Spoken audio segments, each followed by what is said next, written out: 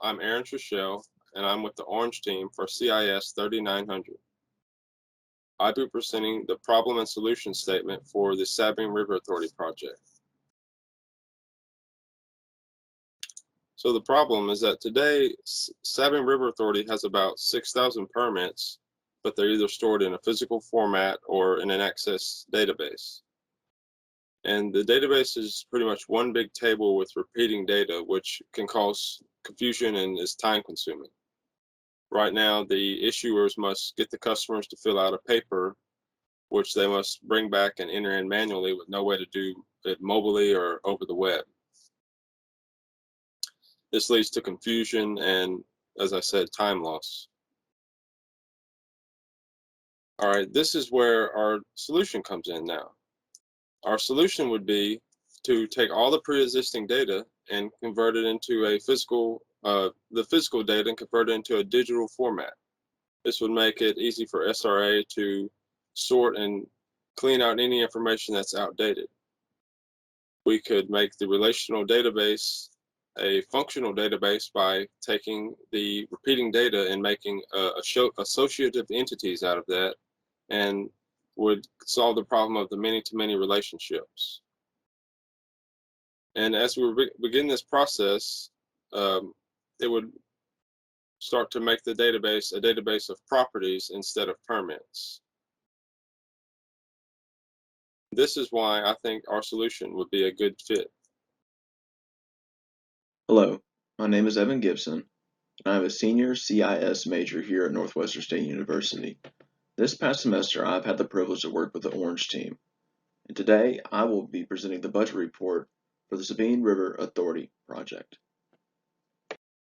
From the data we have received, we've been able to break down and determine what the project will produce financially and find out how it would affect SRA in the future, either positively or negatively. From the spreadsheet shown, we can see that there is a negative balance in the total project benefits cost for the first year. This is not a concern, however, because this is common due to having to take account for the initial investment. Once the project reaches its second year of life, we begin to see positive returns, and the break-even point is met. The return on investment is sitting at a very high 95.72%. This is great for SRA, and this indicates that they will receive a nice return on the money that they spent for the project. From the data and numbers we have received, we can determine that SRA should move forward with this project, as the return will be positive. Being able to implement this into their daily lifestyle will improve the workflow and the company overall. Hey, how are you doing? My name is Sean Casey, and I'm going to go ahead and introduce our prototype that me and Moses developed. And so for our prototype, we decided on to show being able to add, edit, and delete, and also view properties, permits, and the applicants. And so from here, I guess I'll go ahead and I'll show the actual prototype. And again, I just want to make it clear that this is a prototype, so of course things can change. Different things could be added or removed. And so with this prototype, we actually do have 3 different views. So you're actually, right now we're viewing it in the desktop view. You can come to this view and it's a tablet. And also this is the phone view. It's kind of cut off a little bit, but so yeah, this is what it looks like for all 3. I'm just gonna go ahead and I'll just do this in the desktop view. But it's all the same, it all gets added the same, edited, deleted, viewed, all that. So as you can see on the side, we have a navigation. You're able to click it and it'll take you actually to the home page, which is what we're on right now. And then you can also see the property overview, the permits, and also the applicants. So like real quick, you can see here, there's your properties, permits, and all of your applicants. We can load more and you can see all of them. And then each all have their individual unique IDs. And of course, this gets added on. So I guess what I can go ahead and do is I can show our demo of adding an applicant. So if we click add here, and then it pops up, and then automatically your ID gets incremented, so it'll always have a unique ID. So I'll go ahead and I'll just create somebody random.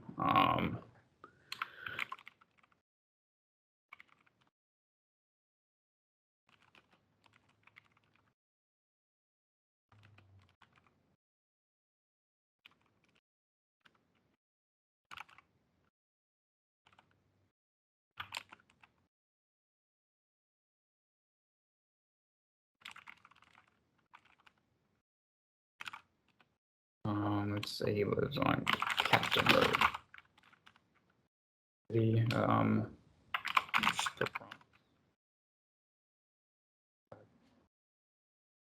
It's New Jersey.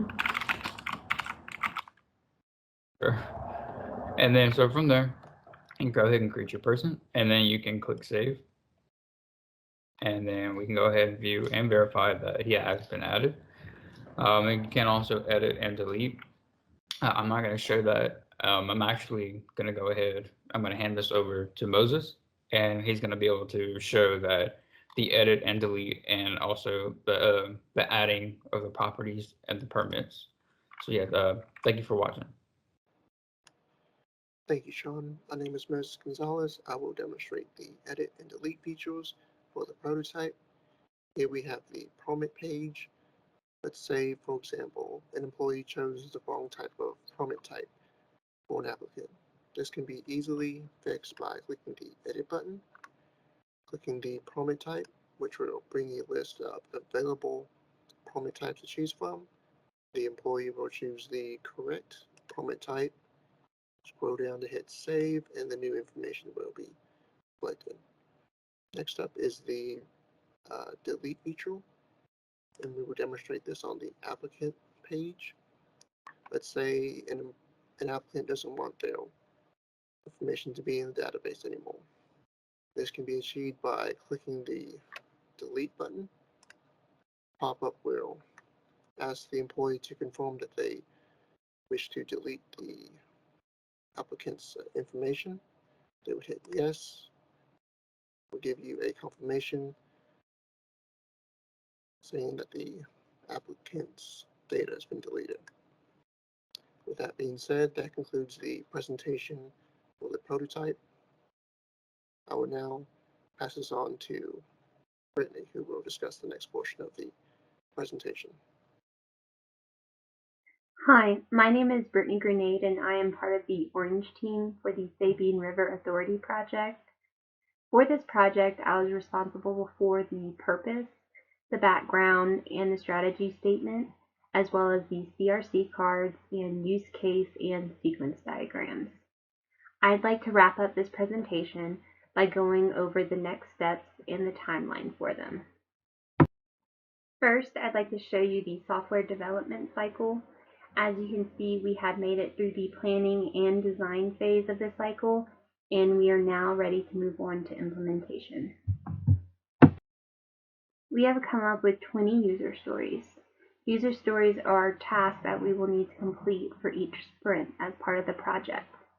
We had divided them into 9 high-level user stories, 4 medium-level user stories, 4 low-level user stories, and 3 special case user stories. We have prioritized them based on which ones we would find most useful for you. As of today, we have completed 6 sprints. A sprint will typically last between 1 to 2 weeks and will include tasks or user stories that we will complete. For the 7th sprint, which will begin in January, we will first work on configuring user access and making sure that a user can add a property and delete properties.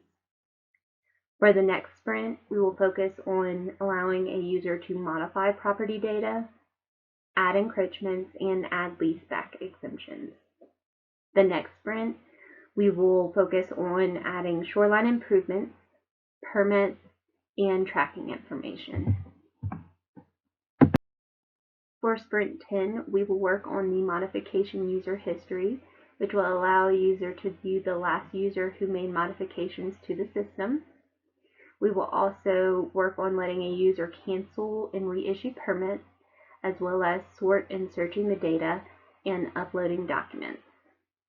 For sprint 11, we will work on transfer permit ownership, property owner history, which will show at least 2 past owners in the history, and as well as exporting reports and configuring an external user access for owners to be able to look at their property information. For the last sprint, we will make sure that our data is being backed up and that our application is accessible on a mobile device, and the ability to modify data on a mobile device. This will leave us about 1 month for testing and integration. On behalf of the Orange team, we'd like to say thank you, and we look forward to hearing your feedback.